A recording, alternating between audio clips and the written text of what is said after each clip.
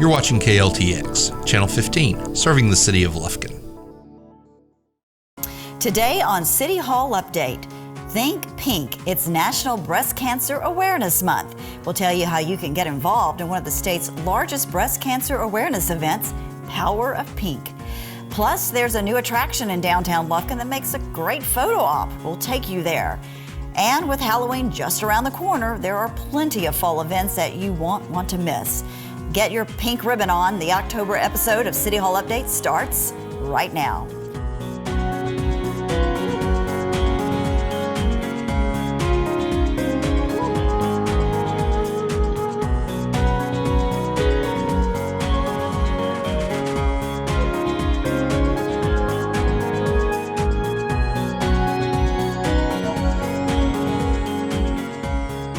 Hi everyone, I'm Yana Ogletree and welcome to this edition of City Hall Update.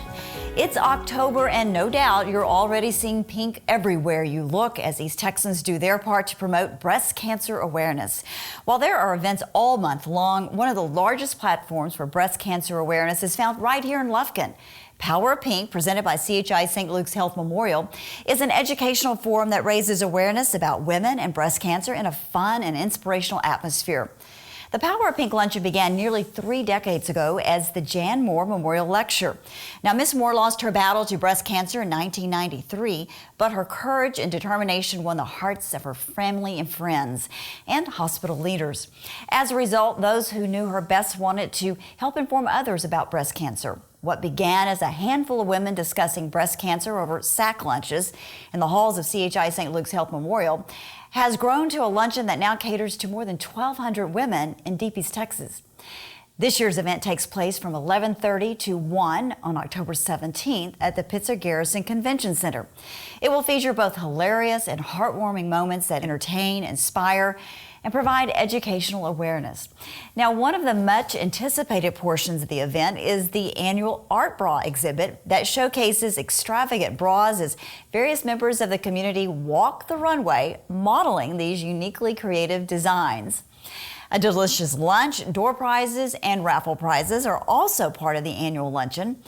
This year's speaker, Merlina Matthew Valentine, is an author, consultant, trainer, and a well-respected educator for over 30 years. Her life was forever changed in 2007 when she was given a less than 10% chance of surviving sepsis. Instead of focusing on what happened and what's missing from her life, she chooses to embrace this new path with a positive attitude.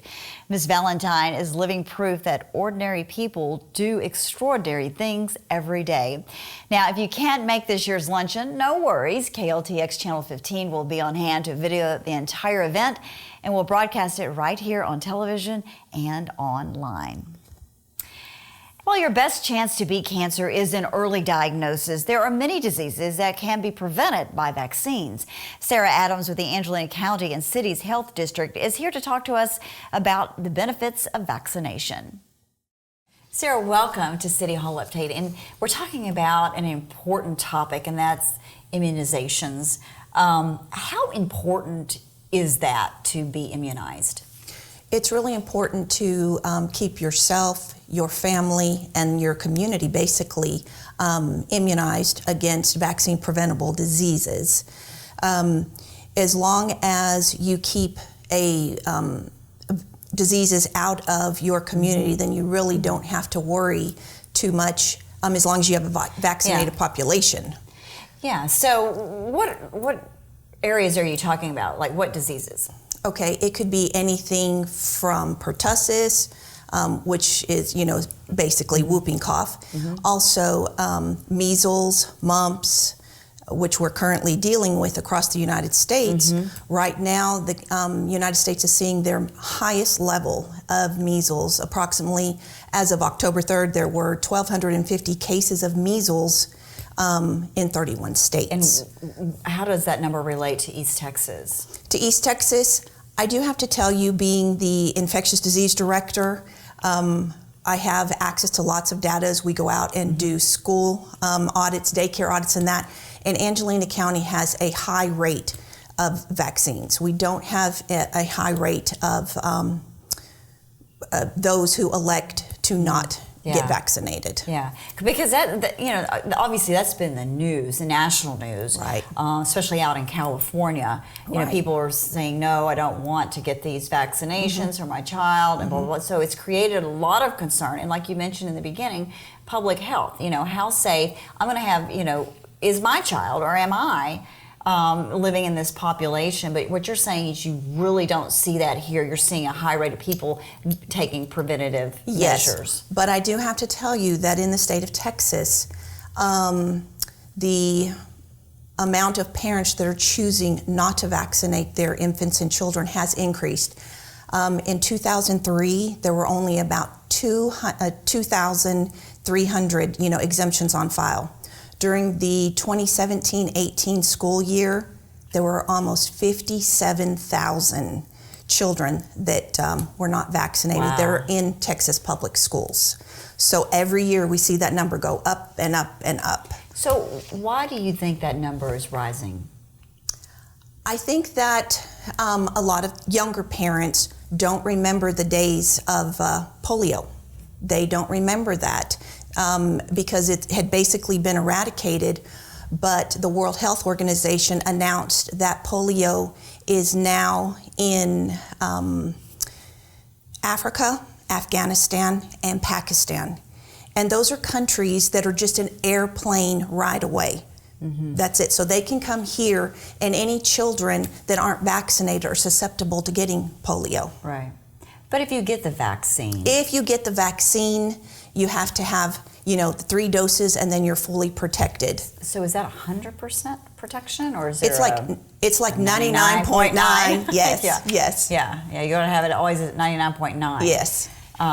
Okay, so tell me where the health district comes into all this. In your role as the Public Health Infection and Disease Director. We monitor, one of the departments that we have, we monitor what is going on as far as infectious disease in our county. We not only oversee Angelina County, we oversee Polk and San Augustine as well. So we've got that little map where we can, just see what's going on in our local area.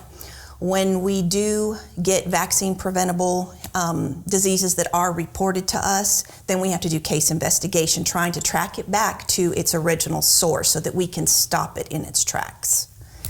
So what is your message to young parents when it comes to being vaccinated? My message to young parents, first of all, is don't take out your infants until they receive at least their first set of vaccines. If you're a pregnant mom, most OB-GYNs are currently administering the Tdap, and since it is flu season, they're also administering flu vaccines. Anyone who's going to be around a young infant, like a caregiver, grandmother, grandfather, aunts, uncles, anyone who's going to go see that new young infant, also need to be sure to be up to date on a Tdap shot. That's really important. When you see that commercial of the big bad wolf, that's not a joke. There are infants who actually die from pertussis, and it was someone who brought that disease to that infant. So those are really hard cases to investigate. That's really scary. It is. When you think about it, that how easily an infant can catch something and die quickly. Exactly. And it is vaccine preventable. Again, making sure, it's called cocooning, making sure that everyone around that infant is vaccinated so that they're already protected and don't bring the disease home. Yeah, you see so many times, especially in the newer generation, because I know back when I had a child, my first child, people say you didn't take your baby out for 6 weeks. Do you remember that? Yes, I remember. You don't take your baby out for 6 weeks. But now you'll see a baby that's a week old in Walmart. Exactly. And when I see that, I just cringe, and I'm just like, no, don't do that. I mean, I understand that if you're a working mom or a new mom and you've got a baby and you have to go out to the grocery store, something like that, keep the carrier covered, don't let them be totally exposed. Don't let people come over and, I'm not a doctor or MD, anything like that, but you have strangers who come up and then they want to touch the baby's hand. They're not going to touch the face, but those infants, what's the first thing they do when they start getting hungry? They stick that hand right into the mouth. So this is how easily disease can be spread. But with the whooping cough and that, you've got to have direct contact for a while, and you're, breathing into their little faces, and so, yeah. Okay, so what role does the health department or the Angelina County City's Health District, what role do you all play in that? You give vaccines, right? Yes, we give all vaccines, with the exception of yellow fever and malaria. When we have travelers who come to us and actually need those vaccines, then we will, send them out to local pharmacies who do carry those vaccines. But we vaccinate anyone from age 6 weeks all the way up to whatever age. We had someone come in that was trying to get their immigration paperwork and everything in order, and she was 99 years old, wanting to become a U.S. citizen, and they have to have certain vaccines in place before they can go, 99. Wow. 99, yes. Can anyone go to the health district? What are the qualifications? Okay, the qualifications for coming to the health district for immunizations, they have to be uninsured or underinsured. Underinsured means they have insurance, but it may not cover vaccines or doesn't cover, specific vaccines. We can also see children that are on Medicaid and CHIP. Okay. So they can come to us. We do stock some private stock vaccine, which means it's not supplied by the state of Texas. So you've got those parents that are in a real hurry. They don't have time to make a doctor's appointment. They just want to run in and run out. We consider that like a safety net. We're here to help. We prefer that people go to their medical home, but if they don't have time, they come to us, and then they just pay cash. They're like, I don't want to use my insurance. I don't want to go through that. Let's just pay and go. In and out. So pretty much anybody can go then? Yes. Yeah. And so the health district is located on Hill Street. Yes. Do you make an appointment? You just come in? How does it's it work? Walk-ins. We're open from 7:30 to 4:30 for immunizations, and they can just walk in at their convenience. That's Monday through Thursday, and on Fridays we're open from 7:30 in the morning until 10:30. And is that the front building or the front building? The front we building. have consolidated again. We found it easier instead of having a campus with 2 buildings. It was easier just to get us back into the main campus, because you'd have one service here and then you had to walk to the other building, and some of the patients were like, oh. Yeah. So we consolidated, and since then we've seen the rates for certain services go way back up, especially immunizations. Yeah, well, it's definitely, the health district is definitely a viable part of this community and serves a real need, and it has for a very long time. So, okay, folks, so it's almost, it's flu season. It is flu season, and the CDC does recommend flu shots for anyone ages 6 months and up, and you want to be sure and get your young children vaccinated. It's for everyone, but then you have your ages that it's highly recommended, and that's your pregnant women, your young infants and children, anyone who's immune compromised, and also, of course, our senior population. Right. Yes. Well, a very important message to get vaccinated, and to just anything you can do to help ward off the flu or any of these other illnesses that you spoke of. But so the health district can definitely help you out. If not, go to your local physician, healthcare provider, and play it safe. I got my flu shot this week. My arm is still sore, but it wasn't that bad. And hopefully you'll have a good winter and be able to get through it without the flu. What else does the health district do? The health district has Angelina County Connects, and that is a service that helps indigent or unemployed individuals, someone who's really down on their luck. They can come in and see what services they qualify. They can help them get on Medicaid. They can help them with housing. They can help them try to get started on food stamps. We have an in-house Medicaid worker who can help process applications for that. That's important. We also have WIC. WIC is our Infant, Women, and Children. So that offers help to pregnant women, and then children age 5 and under. Once they hit 5, then they move on to other programs. But that's a really good program that the health district, or the state of Texas, actually has. and you would be surprised what your income rate can be to qualify for WIC. It's a lot higher than, the average person thinks. So check that out. And all that information can be found on your website. Yes, ma'am. Which is? ACCHD.us. We're also on Facebook and Instagram.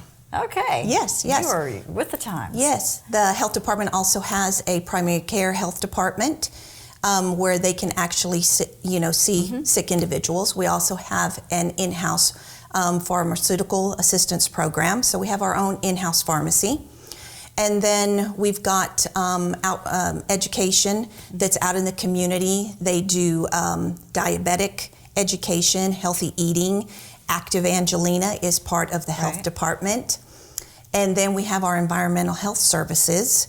So they go out and make sure that all the restaurants that we're eating Those at. restaurant reports that you watch every week or read about in the paper. Yeah. Yes. And then we also have our breastfeeding department that works close with WIC. So we have staff that actually go to the hospital. So if mothers say that they want to breastfeed, then they pair them up.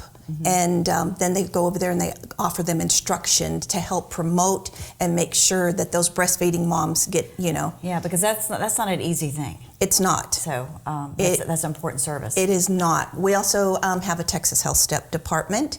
So anyone who's on Medicaid, annually they have to have their Texas Health Step updated. They have to have a full exam and they get labs drawn. They also come to the immunization department to get their immunizations updated if that's needed. We also have women's health care services. So if someone needs to get a pap smear or that, if you meet the qualifications, you can come to the health department to get breast exams, cervical screenings, that kind of thing. And so the health department has many departments and outreach services that we do. And we invite the community to come out and just, come visit us. We'll give you tours. Yeah, the health department, I can remember when it was located behind Memorial or CHS St. Luke's behind Health. Thompson's Pharmacy. Yes, and it was a very small building. I remember how, it has grown leaps and bounds and just so many services. And we're so fortunate in our area to have a health district like we do. It really plays a big role in the health of this population. So thanks to all of you for what you do for this community. And let's get those vaccine rates up. Thank you. Even higher. Yes. Sarah, thank you for joining us. Thank you so much for having us. As a physician and surgeon in obstetrics and gynecology, Dr. Kaywin Carter stresses the importance of women taking control of their health. Routine screenings, mammograms, and annual checkups are a must when it comes to staying healthy.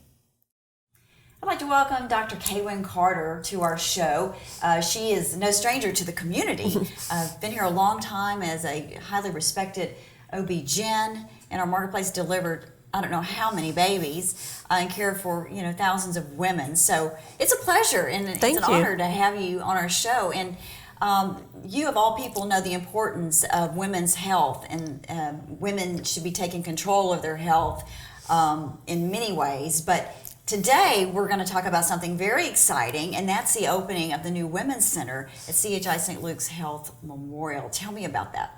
Oh, we are so excited about this new center. It is a state-of-the-art labor and delivery unit that will rival anything that you can see in Houston. It is going to be absolutely fabulous.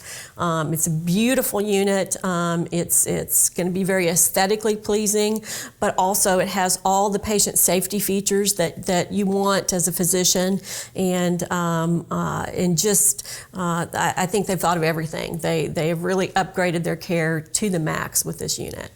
So the hospital, the current unit at the hospital has been there quite some time, and it was ready for a facelift. But like you said, this is a lot more than just a facelift.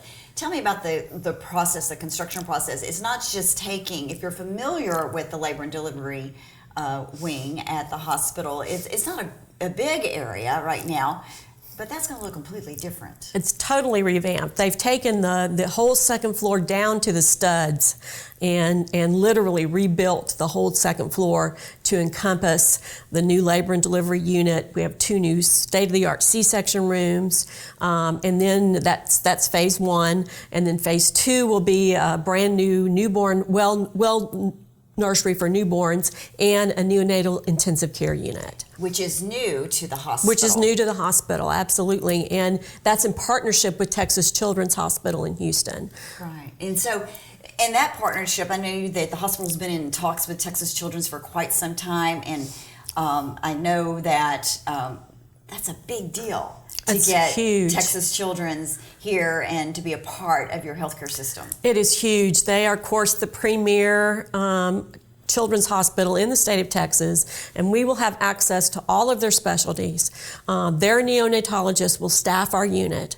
We will have maternal fetal medicine specialists coming to Lufkin to do and doing telemedicine consults for us. So it opens up a whole branch of healthcare that previously people have had to drive to Houston to have access to. Now they can get those consults here. That's fabulous, and so many people, I mean, we need that in this area. Absolutely. And so many people will be all excited about that. So when you look at the unit, traditionally, I guess you would have someone come in from the outside and say, this is the way you need to build it. But that's not what happened here. Tell me about that. No, this has been a group effort from the very get-go. We have the physicians, the nursing staff, laboratory, respiratory therapy, all of the specialties got together and kind of put their wish list in of how we need this unit to look like. We went to Texas Children's, we toured their labor and delivery, we had their consultants come up and meet with us, and we put together a unit that I think really encompasses a true state-of-the-art labor and delivery unit. And so when will the public get to see this? Early November we are opening, yes. Wow. So will you be having a ribbon cutting ceremony? We'll have a Chamber of Commerce after 5. Yeah. So everybody can come look at it, and they're just going to love it. Yeah. And so the next phase, you said it's going to be a NICU, a level 2 Yes. NICU. What happens in a level 2 NICU? What babies are put into a 2?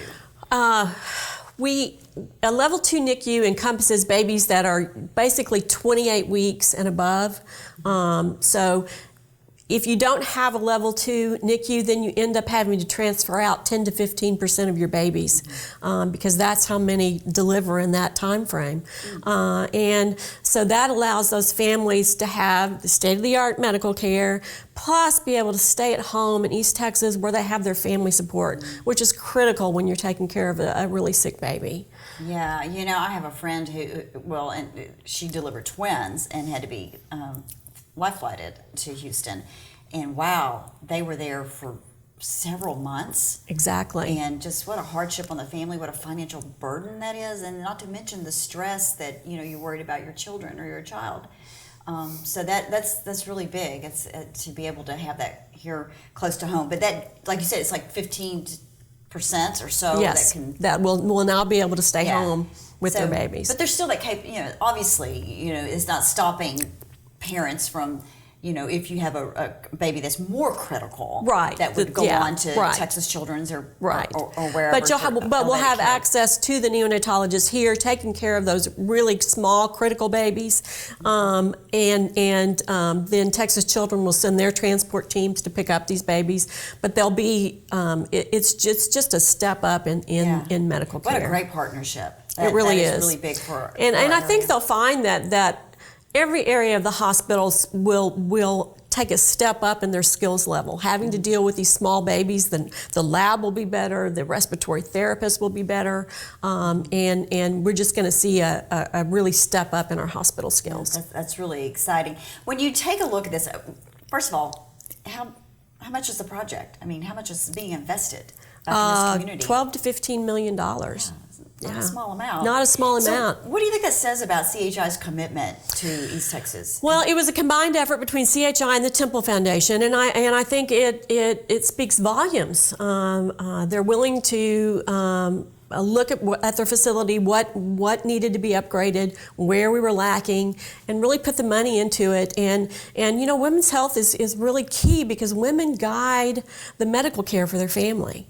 And so enabling them to have a nice unit and make it easy for them to get into a state-of-the-art facility like this is really critical. Right. And then it also helps strengthen to become the regional hub. Exactly. Yes. This will absolutely be another link in our regional hub status.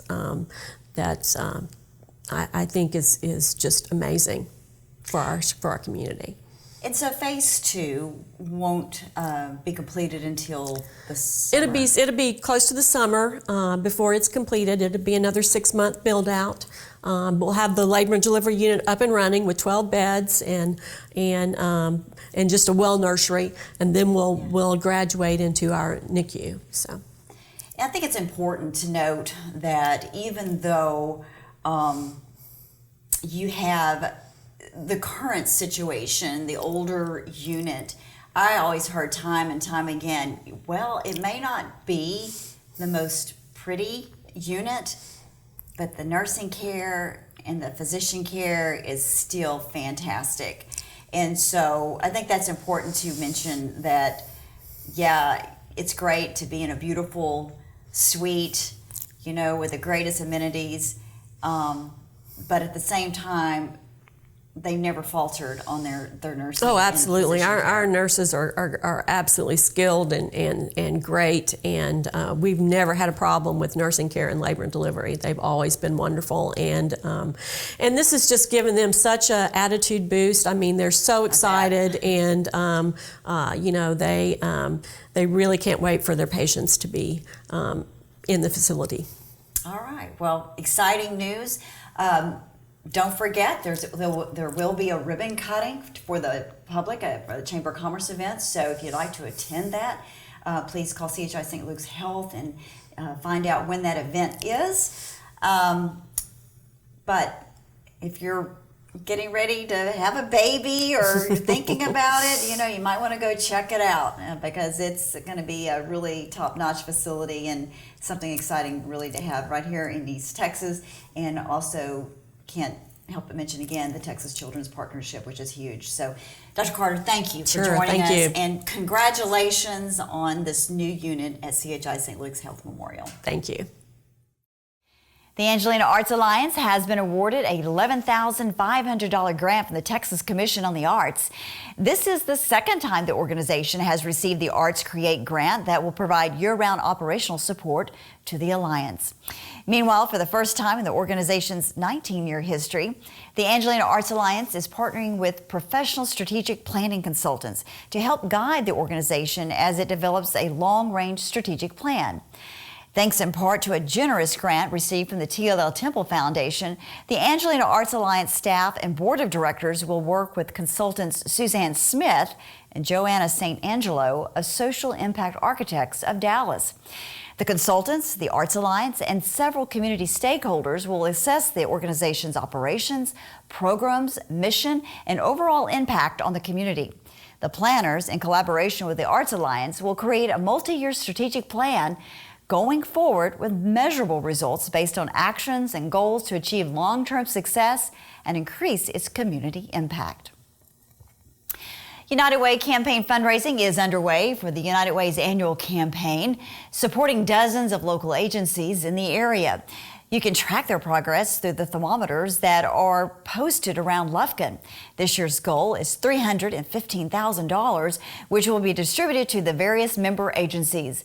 The highlighted charities this year include Hospice in the Pines, the Alcohol and Drug Abuse Council, and the Senior Living Center with their Meals on Wheels program. Each of these agencies help those who are often overlooked or suffer in silence. For more information or to donate, visit UnitedWayOfAngelinaCounty.org. If you have been in downtown Lufkin lately, you probably couldn't help but notice the large Lufkin display in front of the old Angelina Hotel on Shepherd and First Streets. Thanks to Main Street Lufkin, the display has quickly become the hottest spot in town to take pictures. Built as an interactive sculpture, the eye was intentionally left out of Lufkin so you can pose for a picture. Don't feel limited by that. There is plenty of space for you and your friends to get creative with your pose. And of course, be sure to share your pictures with Main Street Lufkin on Facebook. And speaking of Shepherd Street, several city departments are expanding the existing downtown lighting from 1st all the way to 3rd and Shepherd Streets. The city hopes to complete the project in time for the downtown Christmas parade and the lighting of Rudolph in the municipal courthouse parking lot, which will take place the first week of December. For more information, check out visitlufkin.com. I'd like to welcome Sheriff Sanches to the show and Animal Control Officer Melanie Wade. And of course, no stranger to City Hall Update and Truth and Tales is Mr. Aaron Ramsey, who's Executive Director of the Kurth Memorial Animal Shelter right here in Lufkin. And we're talking about a very serious topic. And a lot of people think when you talk about animal control, that's not a big deal. But it has become a big deal. And why is that, Sheriff? Well, in the county, we do not have a leash law. And so it is very important that, we've been talking about the, make sure people are taking care of their pets and make sure that, the population in the county, the neutering and spading, and which we plan to try to put out some education about that, try to keep the population of the animals down, and also just aware that, to control, try to do the best they can with their animals because, out in the county we do get a lot of dog bites and things of that nature, or also attacking their animals and like their cows or things of that nature out in the county. So we get a lot of calls, and it is a big major expense to the county as well. So, what laws do govern animals and the way you have you care for your animals out in the county? Well, of course, like I say, we do not have the leash law, but we do have, the laws about, make sure that their animals have, like the dogs, have shelter.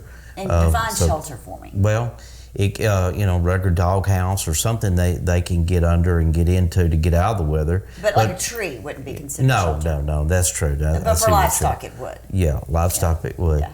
But of course they, to have food and water. And Melanie deals with this every day, so she might want to kind of. So Melanie, what are you seeing out in the county when you're doing your job? I'm seeing a lot of stray dogs, a lot of stray cats. That a lot of the citizens, they feel sorry for them. They feed them, they water them, but when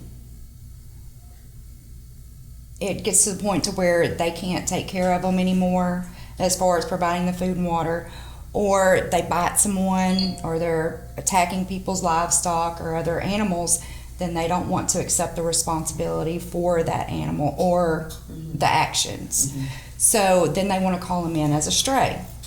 Then they want the sheriff's department to come out and pick up these stray dogs that they have been caring for. So you do, that is part of your job, is to pick up animals? No. Okay. The sheriff's office, since there is no leash law, cannot come out and pick up dogs that are running loose. What we advise them to do is take them to the animal shelter. The city shelter? Yes, at Kurth Memorial, and surrender them there. Okay. We also have dog traps and cat traps that citizens can come up there and use for free if there's dogs or cats that they cannot catch by hand. Yeah.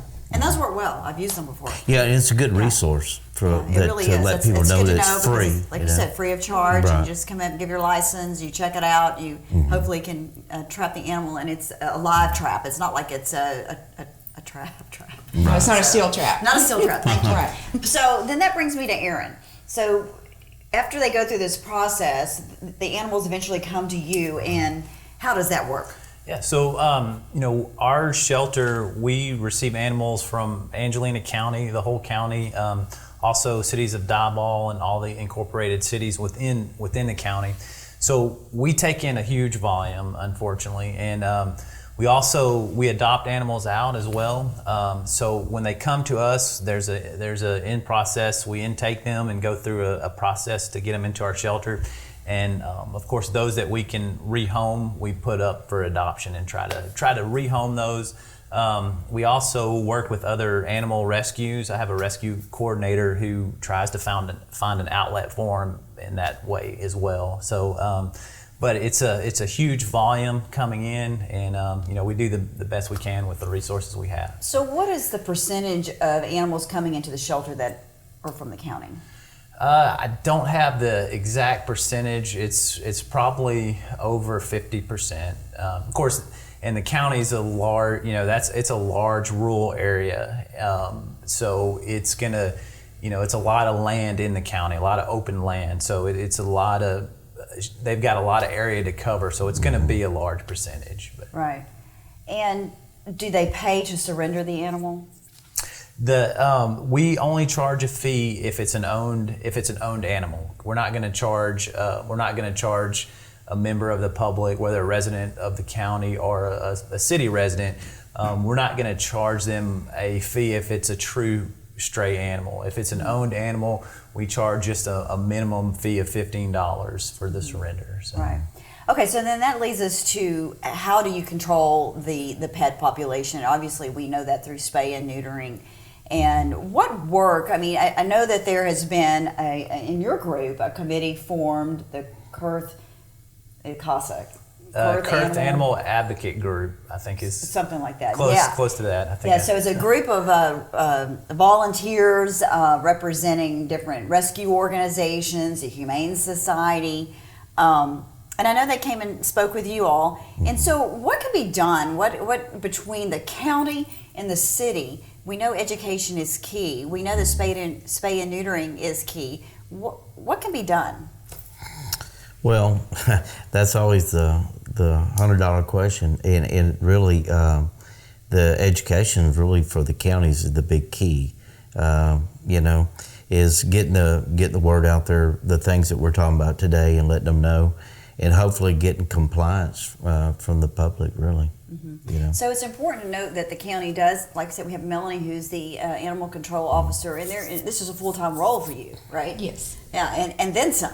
Yes. So one other thing another thing that is key is microchipping, because some of those animals coming into you are lost, right. And it's so important to have that microchip because they can be easily rehomed, right? Mm-hmm. Yeah. Yeah, microchipping is very, very important, and we, that's going to increase the chance of that animal getting it back to the owner.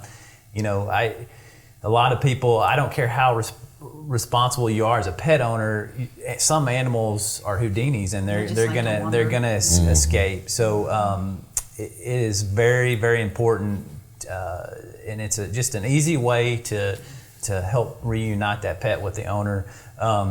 We're actually now we're microchipping everything that is adopted from our shelter, whereas in the past it was an option, but now it's just a standard part of our process. That way we're ensuring that those animals are microchipped.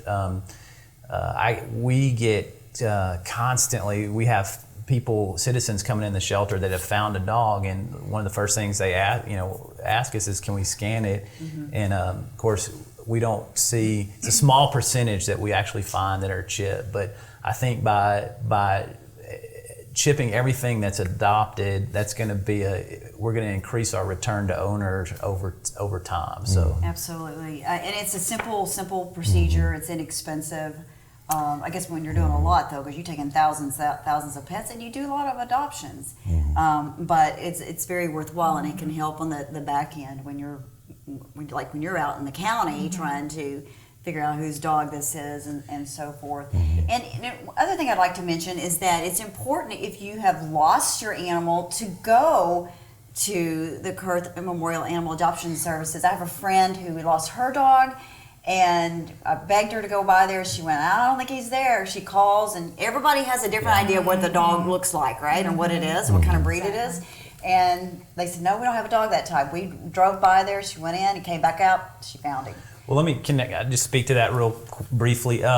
That's super important, and a lot of times what we see, we get a lot of phone calls for, I'm missing an animal. Well, we start asking questions, and well, it's a black lab, or it's a lab mix. Well, we might have 180 animals on any given day at the shelter. So I always encourage, don't just call the shelter. You need to come up and physically look, because a lot of times things get lost in translation over the phone when you're describing different breeds and size of dog and colorings and markings.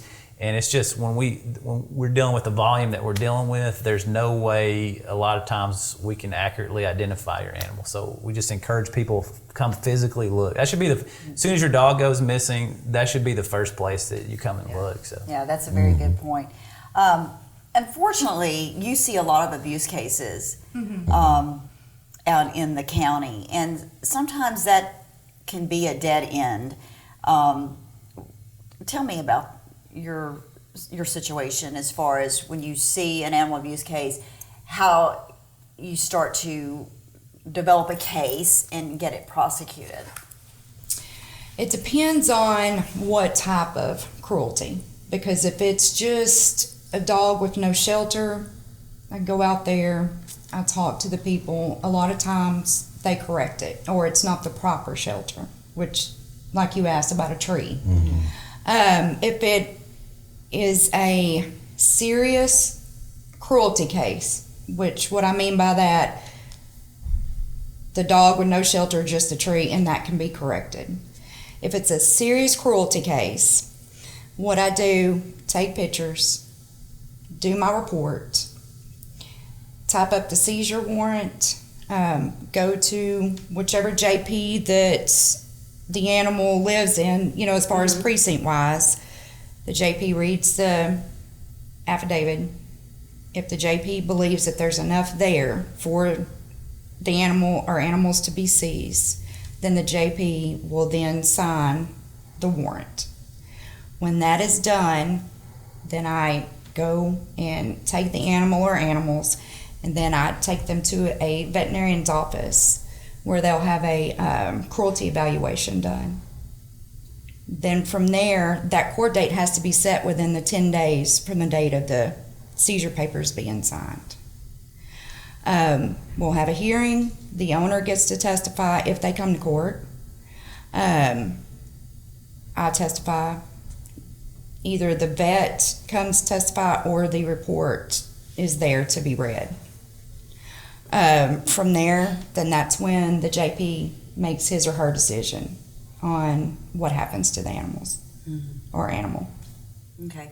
And so how many, on a percentage wise, is Angelina County serious about prosecuting animal abuse cases? What I always do after the hearing, once the animals are awarded to the sheriff's department, I'll ask the county attorney or assistant county attorney, whoever is there for the hearing, can we file the charges? In return, they want to look at the report, and they are the ones that make the decision on if they're going to take the charges or not, because they are the ones that have to represent it in county court. So you see a lot of cases go through? Not that many. And why do you think that is? I really don't know. But as far as the sheriff's office, what is your position? I mean, if on animal welfare? Well, just like she says, if you got the crime there and if the charges can be filed, I mean, I'm all for it. I mean, I stand behind her on these cases, and we have filed some, but like she said, it all depends on the prosecution if they want to accept it or not. And they have a lot of cases, and they got a lot of other cases going on as well. But we at the Sheriff's Department understand the importance of taking care of animals, and that if they're not doing it correctly, then they need to be charged. And that can be not only on domestic animals, or livestock as well, because we did a lot with livestock, horses and everything. They're not even, that are really in bad shape. And she has filed a lot of cases on those as well.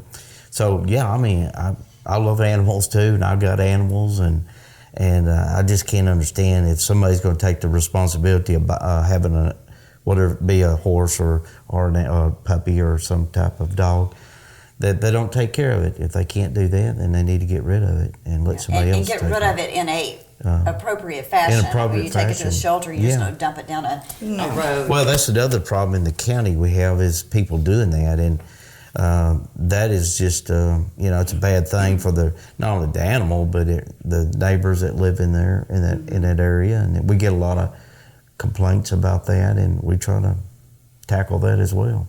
So if you have a complaint, you should call the sheriff's department and ask for Melanie, or just file the complaint. With dispatch. With dispatch. Right. Okay. Yeah, just don't ask for you then. Right. It wouldn't be inundated. Because it all has to be given a case number. So it will go through dispatch.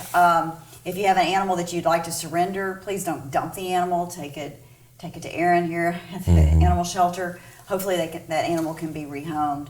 But as we conclude here, I think it's important to mention again the importance of spay and neutering your pet. Yes. Microchipping your pet. Yeah. And if you see something that you think is an animal abuse case, please don't hesitate to call the sheriff's department. If you're in the city, you would call your animal control officer with the City of Lufkin. And be responsible neighbors. Yeah. Work with each other. Yeah. That's a problem. Yeah, that's very And I have true. something else I'd like Sure. to add. We deal with a lot of animal theft cases. We get a bunch of them. So the microchipping is great. Do it. We have a scanner where we can scan if you report your animal stolen and you believe, so-and-so has it, we can go out there and we can scan the dog. If yours has the chip and it reads it, it's your dog. There's no doubt about it. Absolutely. That's, again, another advantage to microchipping. Yes. Well, thank you for joining me here on City Hall Update to talk about this important subject. Hopefully, people watching our show will either, go have an animal microchip, spayed or neutered, or, just be responsible pet owners and good neighbors, as you said, and keep an eye out for any abuse cases as well. So thank you all for spending time with us today at City Hall Update. Okay, thank you. Please join me in welcoming Gordon Henley and Whitney Lowery from the Ellen Trout Zoo. They are here to talk about Zubu, and that has been going on forever and ever. I can remember taking my children there when they were little, and I think people have been having fun ever since. Right. We started Zubu to have an activity for kids that would be safe. It would be for kids throughout the area. At that time, there was a ghost house downtown, but it was one of these things that was really designed to scare you and be a thrill spot. And we wanted to do something where little kids would come out. We could utilize the zoo. People could see the zoo at night and see it in a different perspective, and increase our role as a feature in our community. And lots of activities. Well, what all do you get to do? We have a costume contest, face painting, games, plenty of booths to trick or treat for candy. It's a great time. And do you get a chance to just actually see the animals at the zoo, or is it more just the whole zoo will be lit up with tiki torches and subdued lighting, and those animals that we do not have to put up in the evening will be there for people to see. And it's a whole different world out there at night. I bet it is. Is it free, or is there admission? It's regular admission applies. Friends of the Zoo members are free. But all the treats and everything, once you get inside, that's all free. Okay, so walk me through it. If you have your child, what can you expect? What happens? Well, you come in and we have it set up. Everyone goes the same way. So you'll go through and stop at the different stations, get your face painted, and we have a lot of volunteers that you can interact with. So, and then at the end, you'll do the costume contest. And that's pretty competitive, isn't it? You see some really great costumes. We do. Yeah. We see some really awesome people costumes. really go out to do this. It's really exciting to see these kids come in and have such a good time. And the event has grown over the years, and we bring in people from throughout East Texas and Western Louisiana. So it's a pretty big deal out there. How many people are you expecting? We usually have between 2,000 and 3,000 people per night. Really? It's a very popular event. Wow. Well, I showed you, I mean, it was like 20 years ago, 22 years ago when I took my kids. There weren't that many people. Right. When it started, it had a meager beginning, and we'd have 60 to 100, 200 maybe. And then it just, as time passed and people became aware of it, it just grew and grew and grew. And we used to actually use the zoo entrance to get in, but so many people are there now that we have to rearrange things and reconfigure. And we use our administration building parking lot as the entry. And we utilize the Expo Center parking lot for people to park in. That is crazy. But what a good event to commemorate Halloween. It's safe, it's healthy entertainment for kids. Yeah, so. And we can, we can talk about spooky animals too, like bats and spiders and owls and things that all are associated with Halloween imagery. But they're not all evil. They all have a great, wonderful purpose, and it gives us an opportunity to explain some things about that. Yeah, educational too. Okay, tell me when it is, the times. It's October 25th and 26th from 6 to 8 p.m. each night. 6 to 8 p.m. and you just come. You don't need to call. You don't have to get a ticket in advance. You can just come up there. And what's the admission price? Regular zoo admission is $7 for adults and $3.50 for children from age 4 to 12 and free under 4.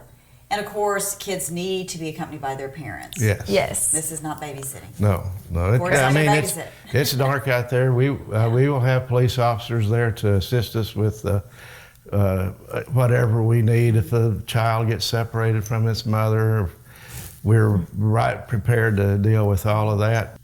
Well, it sounds like a lot of fun. Can they go to your website to learn more information? They can, and they actually can purchase tickets early if they choose to do that on ellentroutzoo.com. Members do not need a ticket, though. Okay. So they just show up with their membership card. Some of those perks. Yeah, we'll have many lines set up, and then there'll be lines for people that arrive those nights to purchase a ticket. There'll be a line for people that have pre-tickets or that purchase tickets online or advanced ticket sales, and there'll be a separate spot for Friends of the Zoo members, because we try to get people in as fast as we can, but like Whitney has indicated, with several thousand people, the lines are very long. That is crazy. And but we try to move as fast as we can. Well, what a fun and exciting event. It's the Ellen Trout Zoo Boo, October 25th and 26th. Go online to ellentroutzoo.com to get your tickets, or you can purchase them at the facility.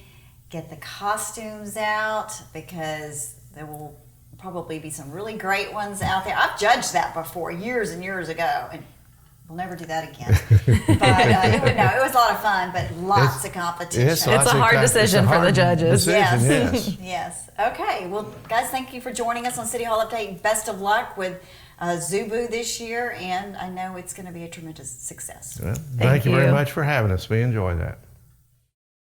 If you are a foodie and want to do your part to support local farmers, mark your calendar for October 29th for Lufkin's Farm Feast. The evening begins with a wine and cheese hour featuring live music at 6 p.m. A sit-down 5-course meal with wine pairings will follow at 7. Local chef will use fresh, flavorful ingredients from farms within a 100-mile radius of Lufkin. And Brookshire Brothers will provide specialty cheeses, wines, and beers.